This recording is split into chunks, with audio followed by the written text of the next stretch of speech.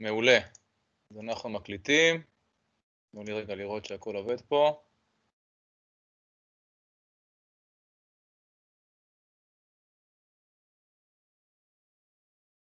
נראה בסדר. אני משום מה, הוא מבקש ממני לעשות תדמית לאנשים, למרות שניסיתי לשנות את זה וזה לא עבד לי. אני לא בטוח אם רק אני יכול או שגם אחרים יכולים, אז אם אתם רואים כזה פופ-אפ שמישהו מנסה להיכנס מהלובי ואתם יכולים לאשר לו, אז תאשרו בינתיים בזמן שאני מדבר. ויאללה, בוא נתחיל עם מה?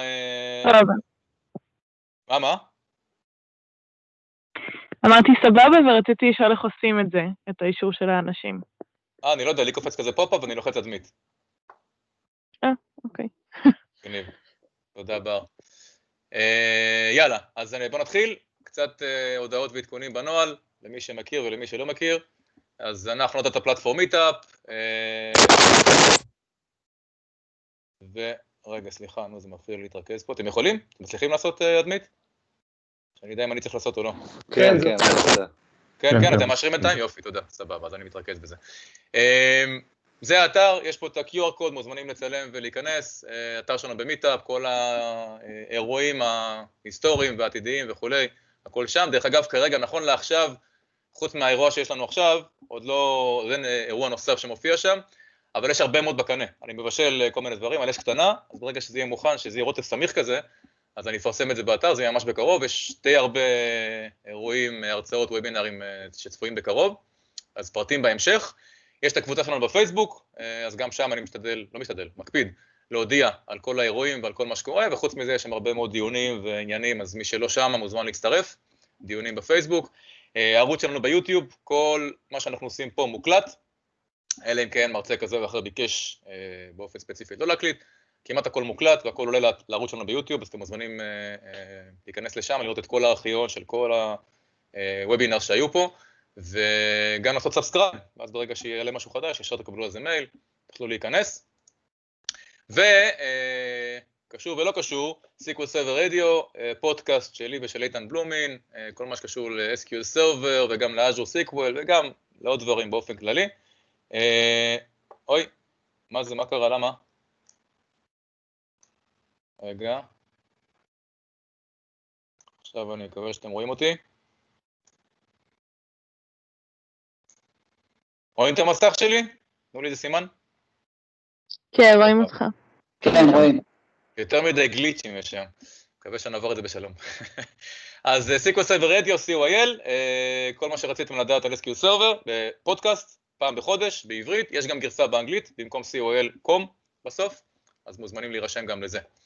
זה מבחינת הערוצים של הקהילה, קצת לגבי אירועים, היה לנו את הטרילוגיה של אבי לוין, 7 Deadly Sins of Database Design, היה מאוד מאוד מעניין, קצת ארוך, אבל דיון מאוד מעניין, חצי פילוסופי, חצי פרקטי, אפשר לקרוא את זה ככה, על Database Design, על Relational Database Design, מי שהיה יודע מה אני מדבר, מי שלא, יש את כל ההקלטות, שווה, זה הרבה זמן אמנם, זה שלושה מפגשים שכל אחד שעתיים בערך, אז זה חתיכת זמן להשקיע בזה, אבל שווה את הזמן, לדעתי מאוד מאוד מעניין, מאוד חשוב, אז זה מה שהיה, ומה יש לנו בקרוב, ויש לנו בתשיעי, שזה עוד יומיים, נכון? כן, ביום רביעי, ב2 דצמבר, Azure Synapse Tech Insider, הרצאה, שכחתי את השם שלו, סליחה, יסלח לי, ממייקרוסופט, הוא הולך להביא הרצאה על Azure Synapse Analytics, אז מי שמתעניין בתחום הזה, מומלץ להיכנס פה ולקרוא ולהירשם, וב-21 בדצמבר יש יום שלם, או חצי יום יותר נכון, גם כן מטעם מייקרוסופט, הכותרת שאתם רואים פה,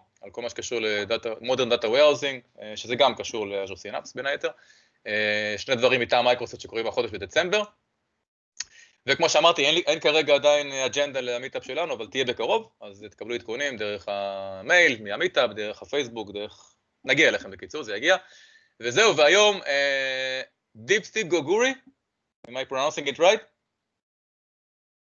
Deepti Goguri. Hi, you're muted. Yes, Okay. that's right. אז רציתי לדבר על SQL Server Internals והארכיטקטורה של SQL Server, אני ראיתי את ההרצאה שלה, אני כבר לא זוכר אפילו איפה, איזשהו פורום אחר ואהבתי, אז פניתי אליה ואמרה שהיא צריכה גם אצלנו,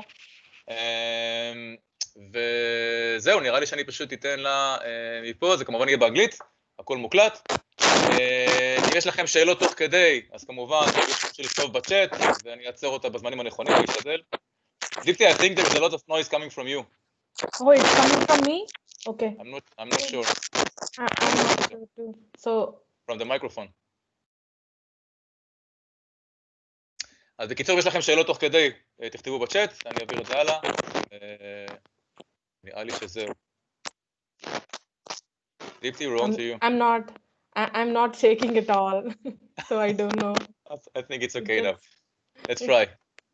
You can share a screen now and yeah, sure.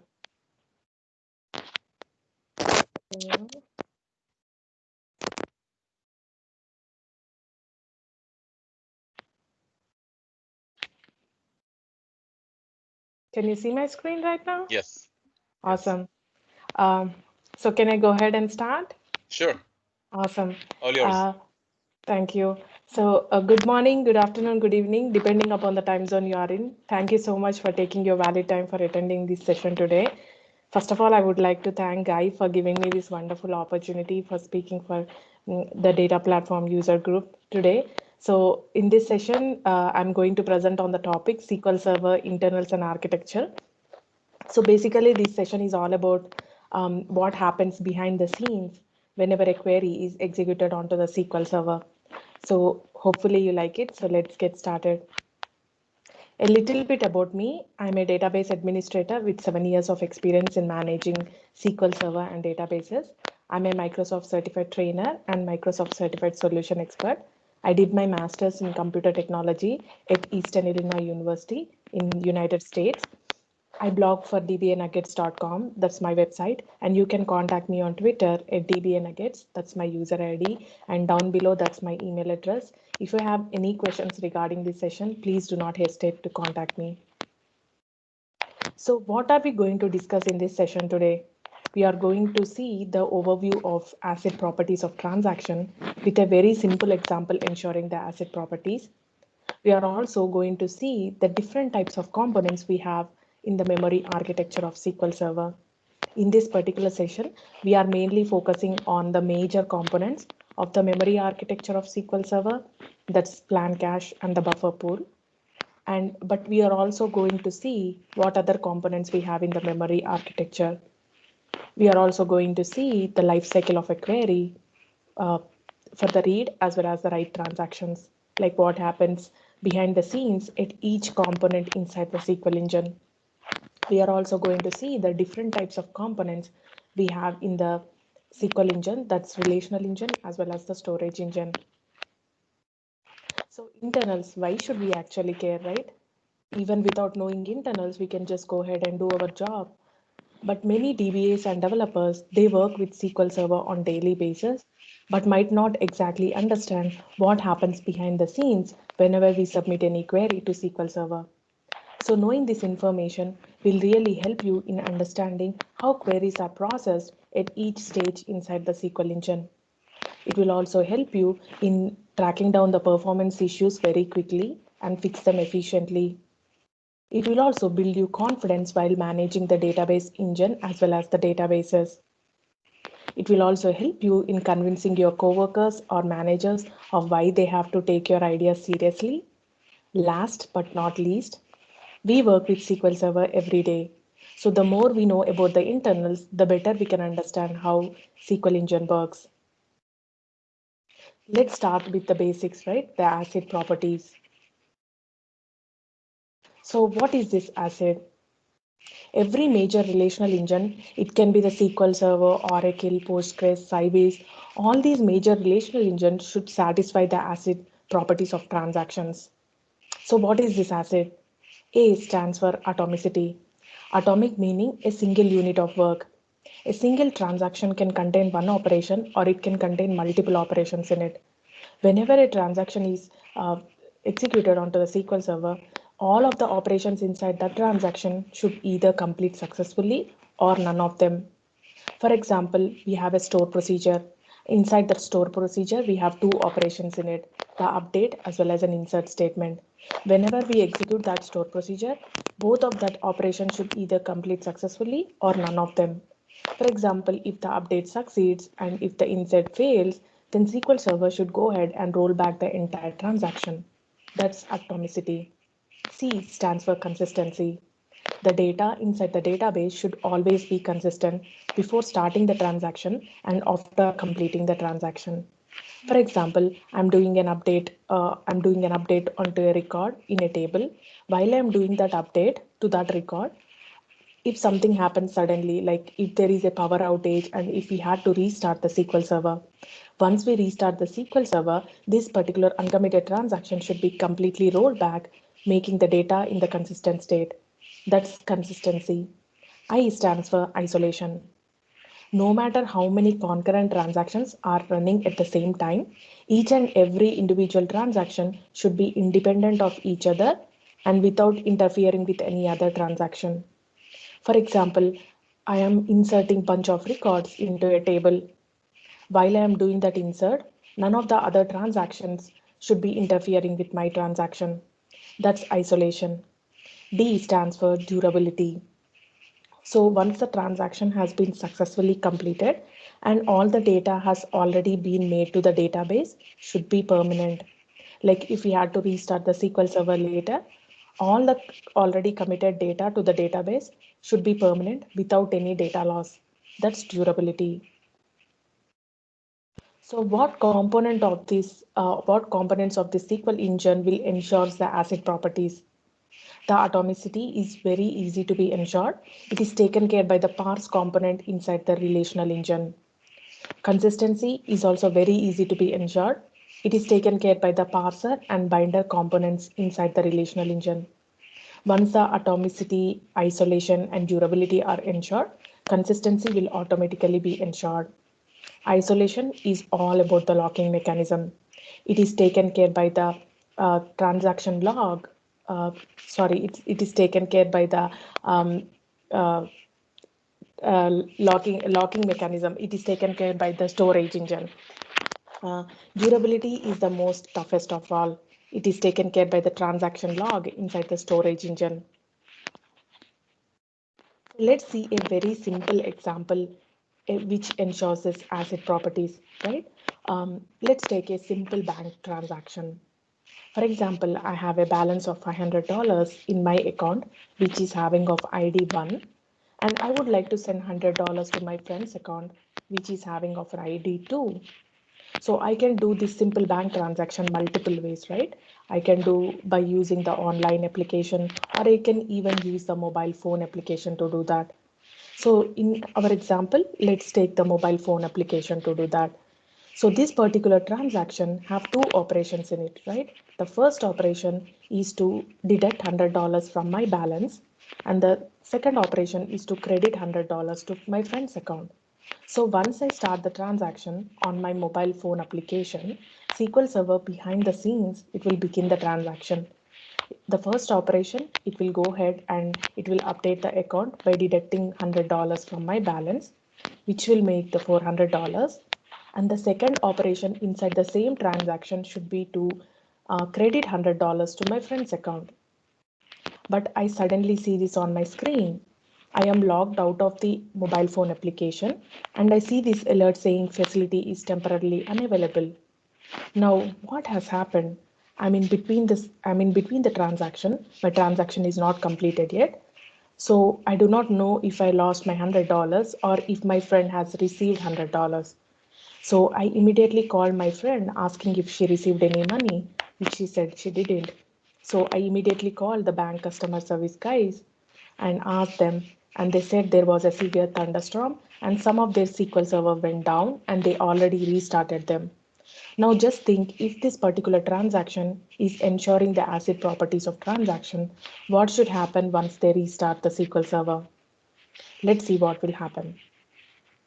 Once they restarted the SQL Server, this uncommitted transaction is completely rolled back, making the data in the consistent state. This particular transaction is ensuring the asset properties of transaction. Now how? Atomicity is ensured by rolling back the entire transaction. Consistency is ensured by reflecting $500 in my balance, which is the initial amount before starting the transaction. So consistency is also ensured. The isolation is also ensured.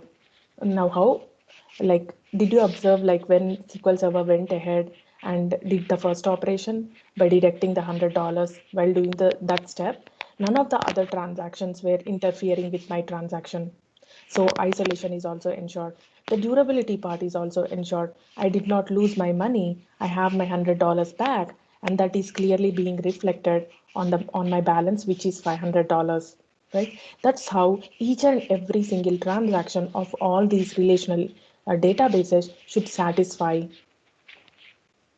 Now let's see the overview of the SQL Server memory architecture.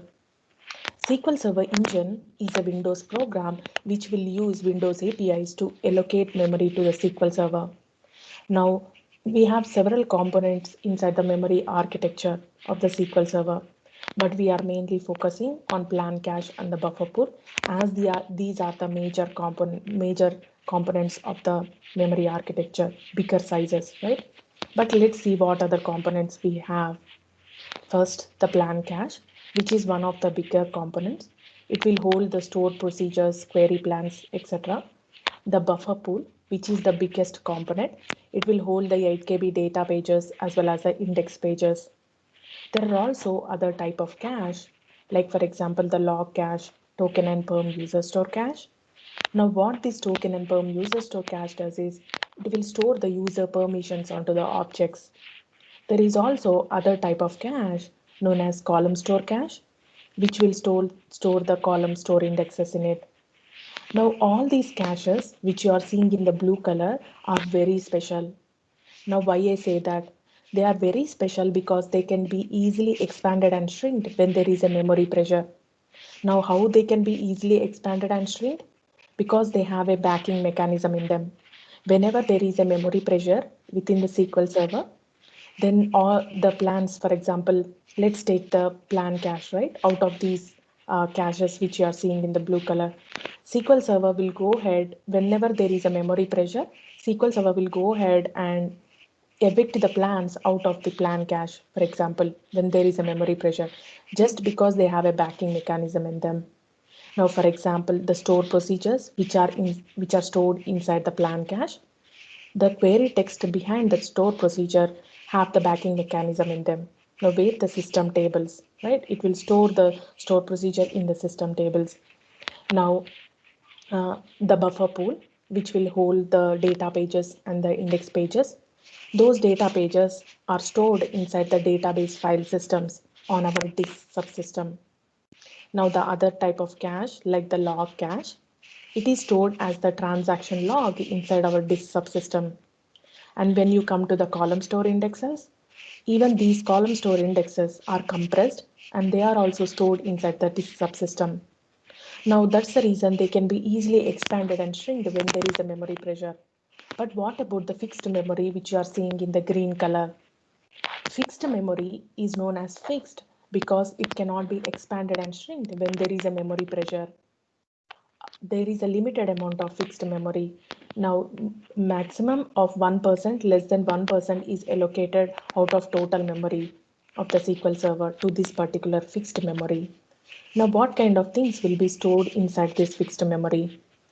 The connections to the SQL Server, like the connections to the hashes and sorts, for the memory grant connections, right? The memory grants that we allocate to a query for the hashes and sorts, those kind of connections are stored inside this fixed memory. Now, why is this memory fixed? Because it do not have any backing mechanism in them. There cannot be like, if something is using this memory, we just cannot go ahead and disconnect the connection and give that connection to another user, right? So what if this memory gets full, right?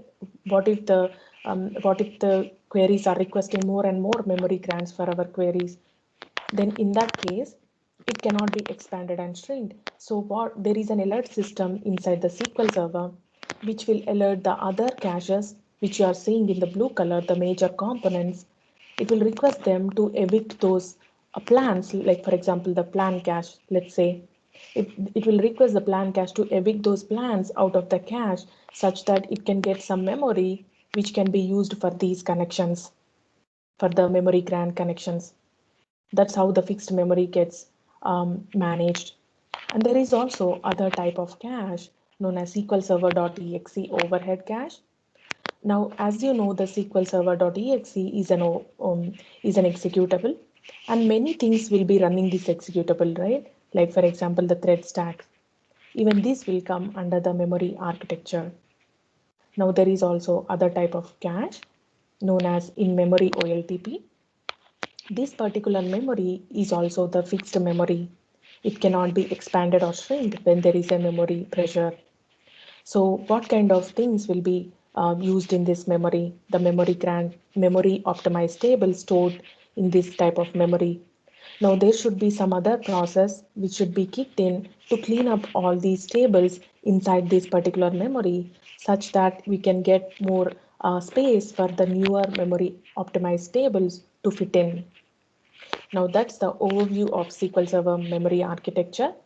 Now let's see how the major components that we have discussed, like the plan cache and the buffer pool, how does these two cache get managed inside the SQL Server? So there is something known as LRUK algorithm, which is also known as least recently used algorithm. The hyphen K, which you are seeing, is the complexity of the code. Now, what is this LRU, right? LRU meaning if something is staying in the memory for the longer time, those kind of things will be discarded first. But generally, what happens with SQL Server is if there is a plan which is created with less amount of cost and resources, those kind of plans will be discarded first. Of course, if they are not used. But if there is a plan which is more complicated with by and it got created by using so much of resources and it took so much of energy to get created and to be placed inside the plan cache, those kind of plans will have more options to stay inside the cache for longer time. Now, how does this plan cache get uh, managed, right? There are two processes. The one is lazy writer and the ghost cleanup. The other is ghost cleanup. Now let's see how these two processes works. Now this is my plan cache, the right side diagram which you are seeing. We have three plans in it, the three execution plans in it. The plan 1, plan 2 and plan 3. My plan cache is really small here. We just have three plans in it. Now, for each and every object inside the plan cache, we have two numbers at the bottom of each object. The left side number is known as complexity code value, and the right side number is known as complexity countdown value. Now, whenever the lazy writer gets kicked in by the SQL Server automatically, it gets kicked in by every minute automatically. So what it does is it will go ahead and check if there are any least recently used execution plans. Now, in our example, none of them will be used. So what the lazy writer does is whenever it finds that the object doesn't have been used, it will go ahead and decrement the complexity countdown value by 1. Now here none of them will be used, so lazy writer will go ahead and decrement the plan 1 complexity countdown value from 18 to 17, for the plan 2 from 9 to 8, and for the plan 3 from 2 to 1. And the lazy writer will go away. In the very next minute, the lazy writer will kick back in again to see if there are any least recently used execution plans. In our example, none of them will be used again. So as usual, it will go ahead and decrement the plan 1 complexity countdown value from 17 to 16, for the plan 2 from 8 to 7, and for the plan 3 from 1 to 0. Now did you observe the plan 3 complexity countdown value has turned to 0? That means the SQL Server should go ahead and evict this plan out of the cache, right? But that is not what it is going to happen. There is some other process known as ghost cleanup. It will be kicked in by SQL Server automatically every few minutes. Now what this ghost cleanup does is it will go ahead and check if there are any execution plans with no countdown value. Once it finds them, it will go ahead and flag them as ghosted. That means they are still in the plan cache, but they are in the half life. Like for example, there is a case like tomorrow there is a memory pressure onto the SQL Server, right? Like we discussed previously, SQL Server will go ahead and evict these plans out of the cache, right? So how does that happen? The ghost cleanup on its regular process, it will go ahead and first it will clear out all these ghosted execution plans out of the cache. But what if there is no memory pressure? If there is no memory pressure, then these plans are still going to stay inside the plan cache, such that there might be some other user, he might come and use the same execution plan for his query. That's how the lazy writer and the ghost cleanup works. Now, in the very next minute, the lazy writer will kick back in again to see if there are any least recently used execution plans, right? But what if the plan 2 is being used right now? It will go ahead and increment the complexity countdown value to its original value, which is of 9. That's how the lazy writer works. Now let's see how the buffer pool gets managed. As you know, the buffer pool contains the data pages as well as the index pages in it. It have to basically uh, it has to basically manage three kinds of different structures. The buffer pool, it has to manage the clustered indexes, non-clustered indexes, and heap tables. So just imagine, like, if you wanted to do a select star from a heap table, you know what will happen. The buffer pool has to go ahead and grab all those data pages into the buffer pool, right? So that particular operation is very IO intensive because it have to contact the disk subsystem multiple times. But what if we put the clustered indexes and non-clustered indexes on the top of it? SQL Server has that easy time to pull these data pages and index pages out of to the buffer pool, which will help reduce the IO and speed up the query process. Now, how does this buffer pool gets managed? There is something known as checkpoint process. Now, the checkpoint process is kicked in by SQL Server automatically by SQL Server every few minutes. Now, what it does is it will go ahead and check if there are any dirty pages inside the buffer pool. Now, what are these dirty pages? Dirty pages are the pages which are already been written in the buffer pool, but they are not yet hardened into the database file system. So what the checkpoint process does is it will come every few minutes automatically, push these dirty pages inside the buffer pool and harden them onto the database file system. So that's how the checkpoint process works. Now you can also manually run the checkpoint process by executing the word checkpoint. Whenever you execute that in your management studio saying checkpoint and execute, it will go ahead and push these dirty pages out of the buffer pool and harden them onto the disk, so that it will have some space for the newer data pages to fit into the buffer pool. Right? That's how. Yeah. There's still a lot of noise coming from your microphone. Can you try to move it maybe a little bit? Okay. Is it okay now? Or I can just remove the headphones. Maybe, let's try it. Yeah. Are you able to hear me now? Yeah. Is it good now? Yeah, I think it's better. Thanks. Okay. Thank you. So that's how the checkpoint process will manage the buffer pool. Now, this is a very important slide. Now let's see how the optimizer will choose the plan. As you know, the SQL Server optimizer is a cost-based optimizer. It always wanted to choose the good plan instead of the best plan. Now, what is the difference? The time and the cost is the difference. For example, we have a select statement here, right, with 4 table joins in it.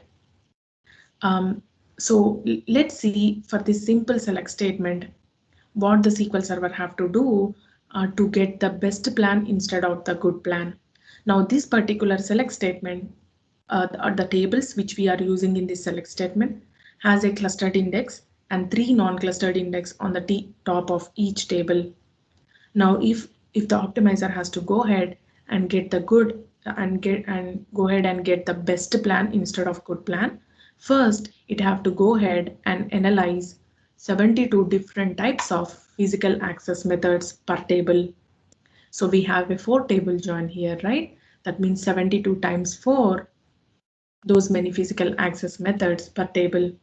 That means it have to go ahead and see if it can use the clustered index scan or seek, or whether it can use any covering index. Those kind of physical access methods, 72 per table. And on the top of that, it will go ahead and analyze 24 different types of logical join orders. Now, what do we mean by that? We have a select statement here with a 4-table join in it, right? For example, the join between A to B will filter out 60% of the records from the result set, and the join between B to C will filter out around 80% of the records from the result set. In that case, the optimizer will go ahead and reorder the join in such a way that it will push back the join between B to C front of the statement, and the join between A to B back of it. Now, why the optimizer do that is because it wanted to grab the results as quickly as possible. On the top of it, it will go ahead and analyze so many transformation rules that by analyzing all these transformation rules, at least some thousands of them, it will grab approximately 26,000 possible plans just for this simple select statement. Now just imagine how much time and resources it have to use to get the best plan out of these 26,000 possible plans, right? It will have to go ahead and analyze each and every rule to grab the best plan. So, and no user wanted to wait for such long time to grab the results. So that's the reason why the optimizer, instead of going ahead and analyzing each and every optimization rule, it will go ahead and analyze some of the transformation rule to get that good enough plan. And I would like to thank Kevin Klein for loaning me this example. If I explain the same concept in a very simple words, if for example the optimizer chooses the strategy A execution plan in 3 milliseconds and the B execution plan in 3.5 milliseconds, but in order for it to know if the plan A is better or B is better, it have to go ahead and analyze so many transformation rules for 5 minutes. The optimizer doesn't want to do that. It will just go ahead and grab the plan A or B randomly. Let's see the life cycle of a query. Whenever we submit any query, what happens behind the scenes, right? But before going into that, let's see what components we have in the SQL engine. Now, if we divide the life cycle of a query into 3 different steps, then the first step contains the components parser, binder, simplification, and trivial plan. Now, these 4 components from the first step are very simple, like they are very lightweight to the SQL Server. They doesn't need much metadata except for the query and the table definitions. That's all it needs. When you come to the second step contains the components load metadata, join heuristics, and search phases. Now, most of the metadata that it requires to process any query are gathered at this step, the second step. When you come to the third step contains the components access methods, transaction manager, and buffer manager. Now, the buffer manager component we have in the third step is very IO intensive, right? Because it have to grab the data pages into its buffer pool, which is very IO intensive. So when you compare with the first step and second step, the third step is resource consuming. So the first step components and second step components will come under the relational engine. The third step components will come under the storage engine. This is just the overview. Now let's see how the select query works behind the scenes, right? Now here we have a user who wanted to do a select statement onto a table. So while he do that select statement, no matter what kind of interface he might be using SQL Server Management Studio or Azure Data Studio, or .NET Visual Studio, or even a third-party application. No matter what kind of interface he uses, he first get the secure network connection to the SQL Server. Now, how do that happen? There is something known as SNI, which is also known as SQL Server Network Interface. Now, what it does is it will establish a secure network connection between the SQL Server as well as the client. The client is our user here. So how does the SNI do that? It will use the Internet Protocol to establish the network connection. It can be using the TCP IP protocol like TCP IP named pipes or shared memory. No matter what kind of internet protocol we use, the process remains the same. So once the secure network connection has been established between the SQL operating system as well as the user, the query that the user is sending will be wrapped inside a tabular data stream packet, which is also known as a TDS packet. Now that TDS packet will be given to the SQL operating system by SNI. So once the TDS packet has reached to SQL operating system, that coming connection, first the SQL operating system will assign a SPID to that coming connection. It will identify that coming connection as a SQL connection, and it will assign a SPID, this SQL Server process ID.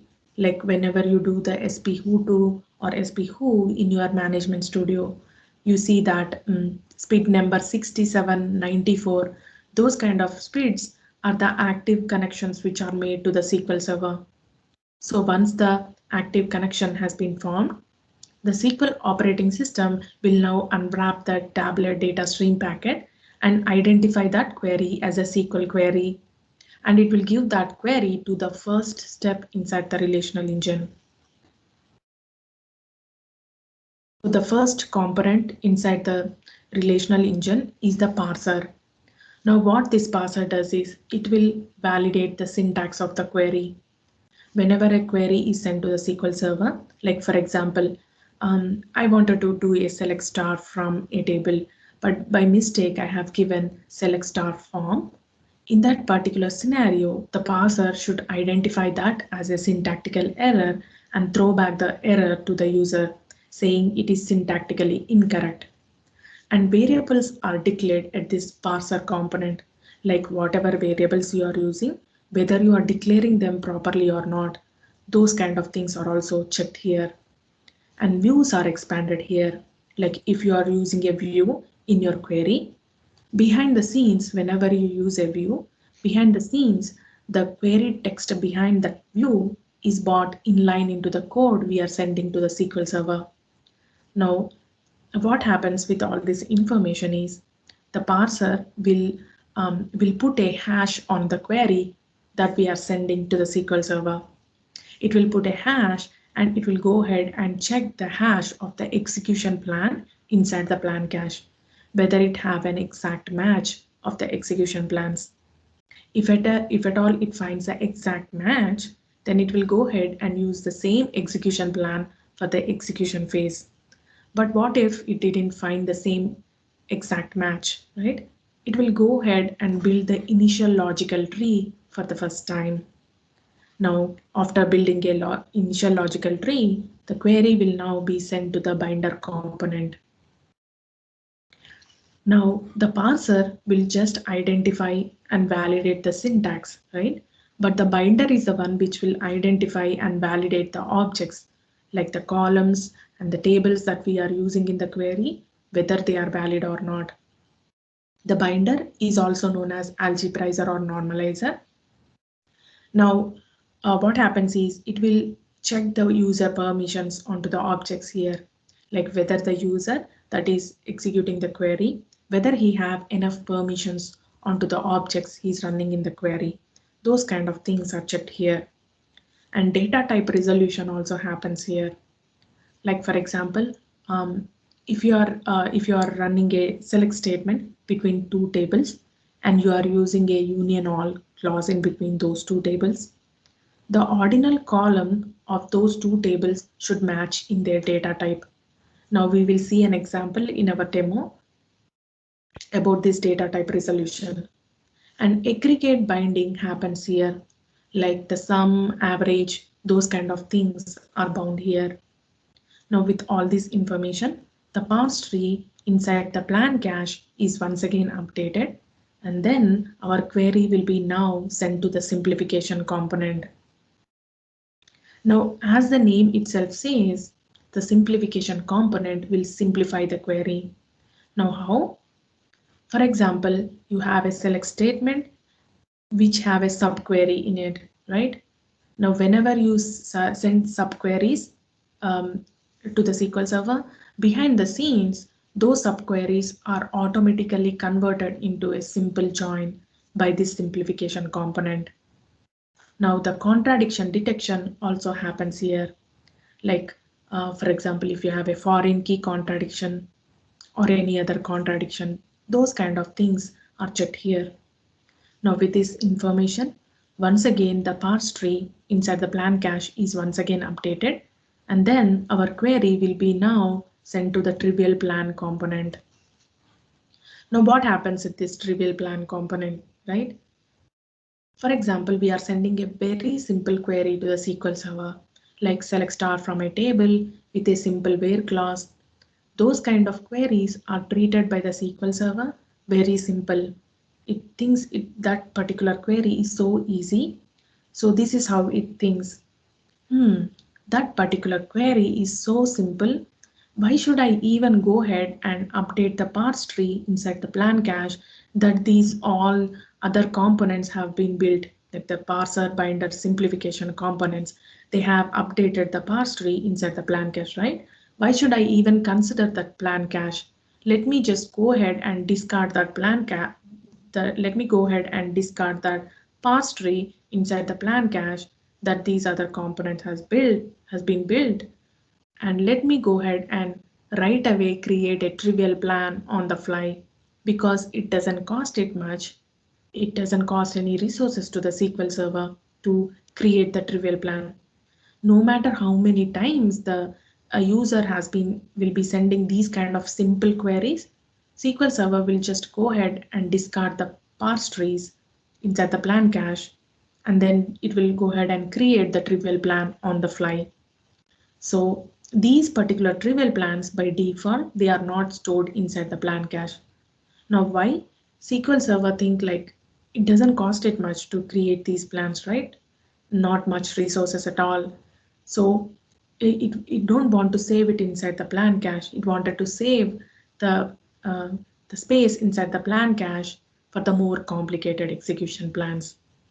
But what if our query is very complicated with 10 tables in it and a complicated logic we have in it? Then that particular query will be treated as a complicated query, and SQL Server, the optimizer, wanted to build a full plan for that query. And that particular complicated query will be now sent to the second step of the relational engine. It also depends on the indexes that you have. So for example, you might have a simple query against a single table, but with a very complicated where clause. But let's say it's a heap, and you don't have any indexes, it will still be a trivial plan because the only choice is to do a table scan and a predicate. That's it. Exactly. So the second step inside the relational engine is the first component here in the second step is load metadata. So what happens at this load metadata component? Most of the metadata that it requires to process any query are gathered at this component. Like for example, the index statistics and histograms. These index statistics are the blob structures which are stored inside the system tables to describe the distribution of the data inside a column or set of columns or an indexed view. And basically the optimizer will trust these statistics to determine how many rows might come back out of the table. Those kind of statistic information are gathered here. And auto create statistics happens here. Like for example, if your auto create statistics option is enabled on your database level, which is by default it is enabled.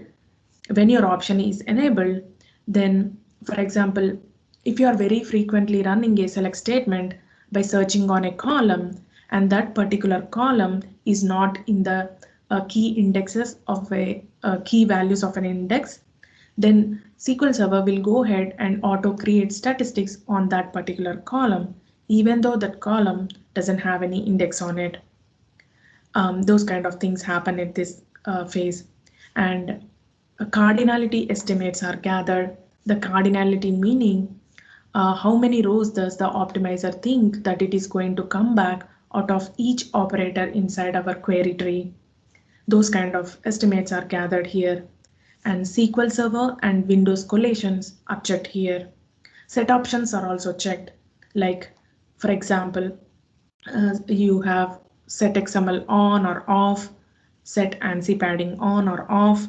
Depending upon on or off, the execution plan might be changed. And with this information, the parse tree is updated inside the plan cache one more time. And then the query is now sent to the join heuristic component. So join heuristics, like I have discussed an example previously, but let me describe it one more time with a simple example. For example, we have a select statement between three tables. We have joins in between three tables. And the join between A to B, for example, it will filter out 60% of the records from the result set. And the join between B to C will filter out 99% of the records from the result set. In that scenario, the optimizer will go ahead and reorder the join in such a way that it will push back the join between B to C front of the statement, and the join between A to B will be pushed back of it. Now, why the optimizer does this is because it wanted to grab the results as quickly as possible. Now, with that information, like, it will go ahead and update the parse tree inside the plan cache, and now our query will be sent to the search phases. Now, in the very next slide, I'm going to explain in detail what these search phases are. But for now, just remember that the optimizer is a cost-based optimizer. It always wanted to choose the good plan, right? Now, from where it grabs those execution plans? From these three phases, the phase 0, phase 1, and phase 2. Once it finds a good enough plan, it will go ahead and update that information in the plan cache once again, and it will put a hash on it finally. And that particular query will be now sent to the storage engine component. But before going into the storage engine component, let's see what these search phases are. Now, no matter what kind of query we are sending to a SQL Server, the optimizer has to go ahead and grab these execution plans from these three phases. The phase 0, which is also known as transactional plan, and these execution plans are created at the pre-optimization stage. Like the pre-optimization stage, meaning the first step inside the relational engine, those components we have in the first step, the parser, binder, trivial plan, and simplification component. Those trivial plans are generated at this pre-optimization stage at phase 0. Now these execution plans are very quickly created as soon as possible, and these execution plans are for the small queries with maximum of 3 tables, and very basic heuristics are needed, like the table definitions, query definitions, and some of other basic heuristics are needed, and very simple to create. But when you come to the phase 1, the phase 1 is known as quick plan. Now these queries are created for maximum of 8 tables, and more transformation rules are unlocked than the phase 0. Now what this phase 0 and phase 1 does is, the optimizer will go ahead and compare our query to already existing execution shapes. If it finds a good fit, it will go ahead and grab the execution plan from there. But that's not the case with the phase 2. The phase 2 is known as full plan. These execution plans are created for more complicated queries, like the parallelisms, spills, and spools to the TempDB happens here. And all the transformation rules are unlocked here. The optimizer at the phase 2, what it does is, it will go ahead and prune off all the transformation rules first. Now what I mean by the pruning of the transformation rules that we are not using. Like for example, if we are sending a select statement to the SQL Server and that query doesn't have any data types, for example, the envarchar max in it. Now optimizer first, it will go ahead and prune off the transformation rule which are related to that envarchar max, right? Such that it can go ahead and analyze some of the transformation rules very quickly to grab that good enough execution plan for that particular query. That's how the full plans are generated. Now our query, our select query is at the third step of the storage engine. Now, no matter what kind of query we are sending to the SQL Server, depending upon how complicated our query is, it should pass through the first step and second step. For example, if our query is so simple, like it generated the trivial plan, it will go ahead and grab the trivial plan and send to the storage engine component. But if our query is complicated, then our query will be sent to the second step of the relational engine and then to the third step of the storage engine. But the difference happens in the storage engine here at the transaction manager component and the buffer manager component. Now let's see what for the select statement, what happens in the storage engine. The access methods component by itself, it doesn't do any operation, but all it does is it will have to analyze how it have to grab the results from the disk file system, right? Once a query is sent to the transaction manager component, now as is a read transaction, basically the transaction manager have two components in it, the log manager and the lock manager. So as this is a read transaction, we are not modifying any data pages inside the buffer pool. So we do not need to invoke the transaction log manager, right? The transaction manager here, it will just invoke the log manager part of it, and it will request the buffer manager to put a shared lock on the resources that the buffer manager needs to process this query. Now, why shared lock? Is this because this is just a read transaction? We do not want to block any other queries. Now, once the query has reached to the buffer manager component, the buffer manager will first put the shared lock on the resources it needs, and then it will go ahead and check if all the pages that if all the resources that it needs are already in the buffer pool. If it didn't find some of them or any of them, it will just go ahead and grab those pages from the database file system in the form of 8 KB pages, put them in the buffer pool, do the operation over there, and then send the results to the user. The read transaction is very simple. But what happens with the write transactions, right? It will come to the third step as usual. So once it reaches the storage engine, the access methods, it have to analyze how it have to grab the results from the disk file system. It doesn't do any operation by itself. Once the query has reached to the transaction manager component, now the difference happens here for the read as well as the write, right? For the read, only log manager part will be invoked, but for the write transaction, first it will invoke the transaction log component. Now why? Is because we are modifying the data pages in the buffer pool. So before writing anything into the data pages in the buffer pool, those changes are written into the transaction log. And then transaction manager will now invoke the lock manager part of it. It will request the buffer manager to put an exclusive lock on the resources. Now why exclusive? Is because this is a write transaction.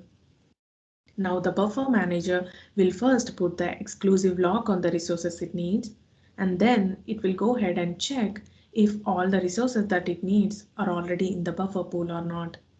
If it didn't find some of them or any of them, it will go ahead and grab those resources in the form of 8 KB pages, just like the read transaction, put them in the buffer pool, do the operation over there, and then send the success message to the user. Now, did you observe the data pages are already modified inside the buffer pool, but they are not yet hardened to the database file system, right? That's when the checkpoint process will be kicked in every few minutes by the SQL Server to go ahead and grab these dirty pages and push back these dirty pages onto the database file system and harden them onto the disk. That's how the write transaction works. Now let's see the demo of how these pre-optimization stage works, right? The parser, binder, simplification, and the trivial plan works. So let me share my management studio.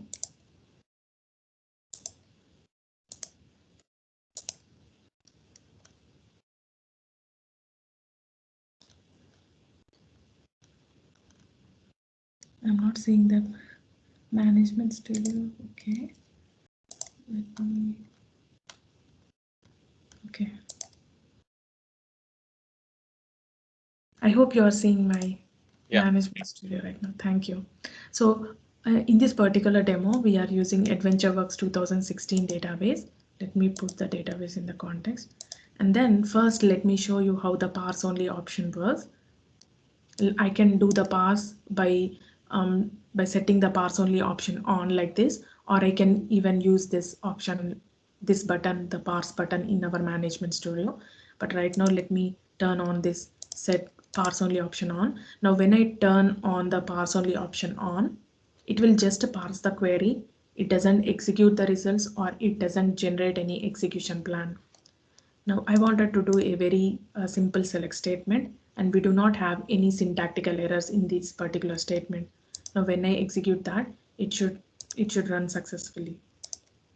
Now here, as the variables are also declared at the parse only option, we are not declaring any variable, but we are using that variable here in the where clause. So when I execute that, it should throw me an error saying must declare the scalar variable. Now here I am selecting a non-existing column from a non-existing table, but here it doesn't throw me an error because the parse only option will just validate the syntax and not validate the objects, right? So when I execute that, it should complete successfully. Let me turn off the parse only option off, and let me turn on the format only option on. Now when I turn this format only option on, it will invoke parser as well as the binder components both together. Now this format only option is deprecated, but for this demo I'm still using it, and I think until they completely remove it, we can still use it, right? So I have turned that on. So even when I turn the format only option on, it doesn't generate any execution plan or it doesn't execute any results. Now, when I execute this particular query, I just wanted to check if all the objects are validated. Now, every single object and columns are valid, so it should not throw me an error. Now here, I would like to run the same select non-existing column from a non-existing table. This time it should throw me an error because now the binder component has kicked in along with the parser, right? So it should say invalid object name. Let me turn off the format only option off. And let me go ahead and, let me go ahead and change how the data type resolution works, right? So here, as we discussed about the data type resolution, we have a select statement between two tables, and we are using a union all clause in between those two tables. The ordinal column of those two tables should match in their data type, right? So the customer ID here is of an integer data type, and sales order ID is also of an integer data type. So when I execute this, it should run fine, right?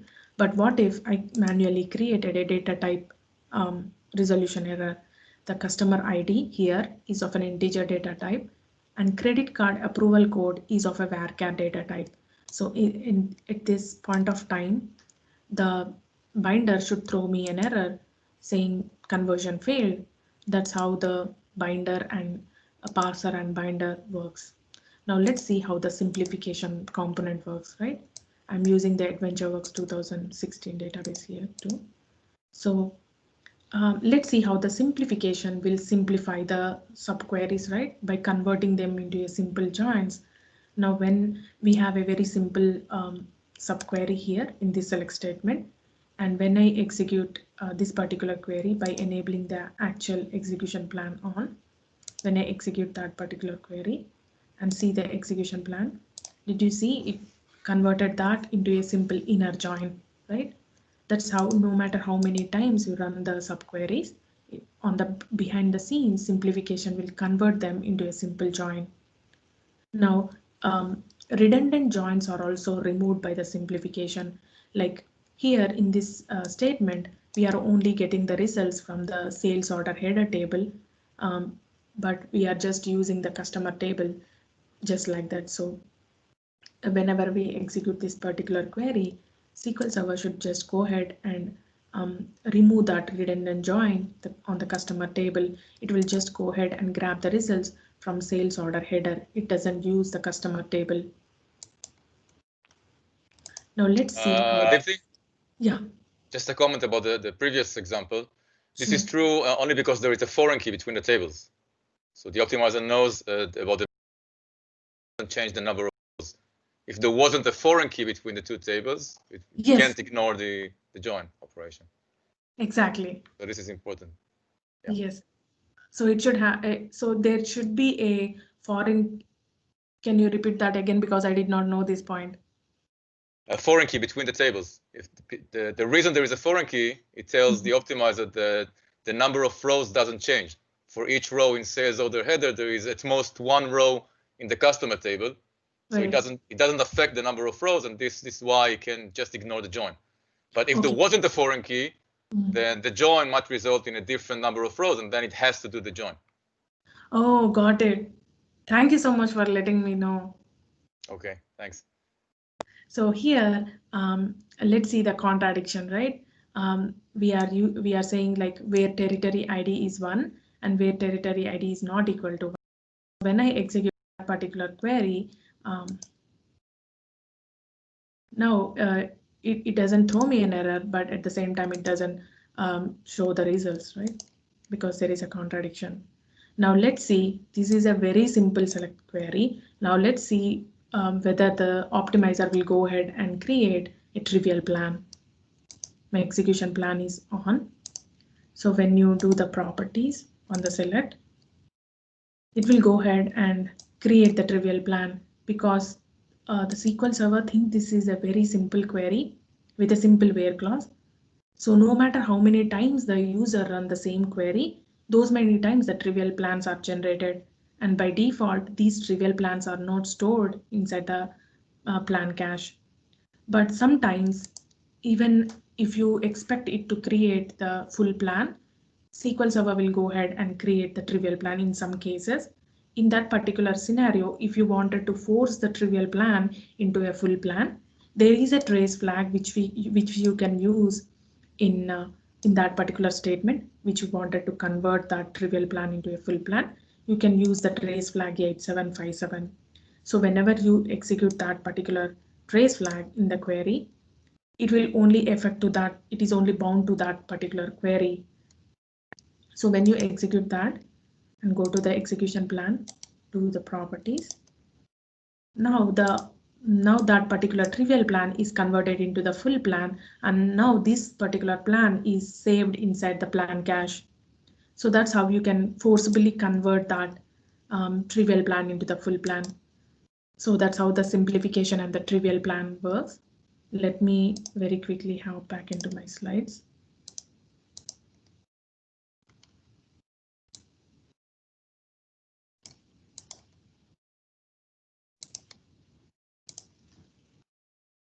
So in this SQL Server architecture, internals and architecture of SQL Server, we have actually gone through the overview of asset properties of transaction with a very simple example ensuring the asset properties. We have also gone through the overview of different types of components we have in the memory architecture of SQL Server. Mainly, we focused on the plan cache and the buffer pool and how they get managed. And we have seen the life cycle of a query for the read as well as the write transaction. What happens behind the scenes at each component inside the SQL engine. We have also gone through the different types of components we have in the SQL engine. That's relational engine components and the storage engine components. So for preparing this presentation, I have followed many resources. So if you would like to go in deep into the SQL Server internals, please follow these resources. And I would like to thank Guy one more time for giving me this wonderful opportunity. It's an honor. Thank you very much, Tifti. Thank you. I think it's time for questions, right? Yes. Questions? Anyone? I have one. Hi, it's Karen. Hi, Karen. When we use CTE, does it consider as a join eventually, or it consider it as a different query? CTE? Yeah. You answered that question because I'm not really sure.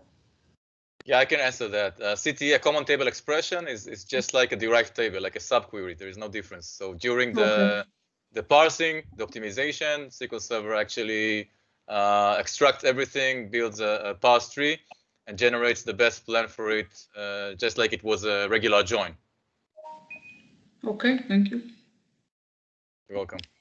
Thanks for answering that question. But CTE is, as far as I know, is more efficient than a temp table, right?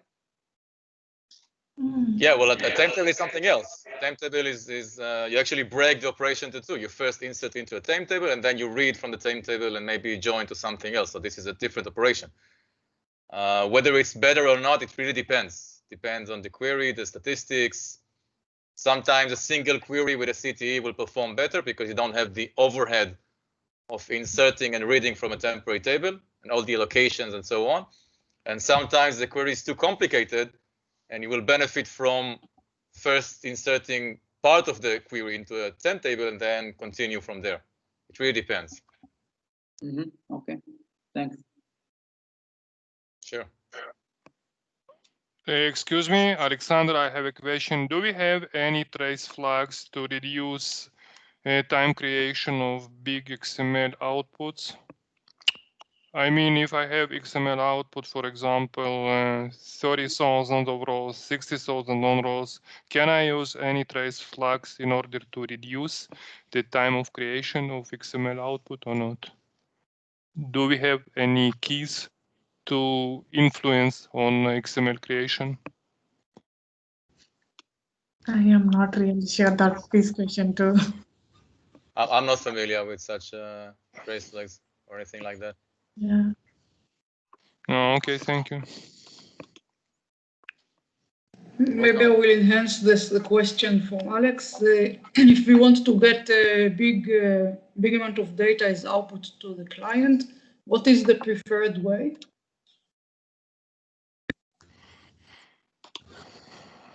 Sorry, I did not hear that properly. Yeah, I will ask again. So if we want to return a big amount of data to the client, what would be the preferred way? Would it be JSON or dataset or any other way? Which perform the best? I think it depends on what you need to do with the data. If you need it in a tabular format, or if you need it with in a JSON or XML. I don't think that the answer depends on performance. It depends on functionality. But from performance perspective, let's say, it doesn't matter. The application can adjust. Performance perspective, I think the fastest way is to return a result set, a table, because this is the way that SQL Server processes the data. Otherwise, anything else to convert it into a JSON or XML, for example, means more work to do, unless let's say the JSON output becomes a lot more compressed than relational data, and this means maybe you can save some time. So it depends on the data itself. But generally speaking, returning the data in a tabular format, I think, would be the fastest way. Okay, thank you. Yeah, I can say something. Yeah, sure. just want to add to your what you're saying. That also JSON and XML are adding overlay. Wait, there is some noise coming from somewhere. Let me. Sorry. Just wanted to add to what you said, that JSON queries and XML queries are great if you need these results, but they are making a lot of overhead in the results. Yeah. It means the performance of the network will not be the best. So the best way is to query Taboola with native clients, and then to make all the manipulations in the client side, not in the server side. Exactly. Thanks. Actually, this query of JSON and XML are queries for lazy people. They don't want to deal with it in the client side. But if you know how to deal with that, do it in the client and not in the server. I agree. Thank you. More questions, people? I see some people say, well done, excellent lecture, very good, thank you. Thank you so much. I'll be sharing the slides and the demo too. Excellent. Guy, how? Sorry? I didn't hear you. How many parts we have today in total? Just the count. I couldn't hear a question. Can you repeat it? Yeah. How many participants did we have in total today? Like. Oh, 50. 50 people. Okay. 49 to be precise. Okay. I will send you the statistics later.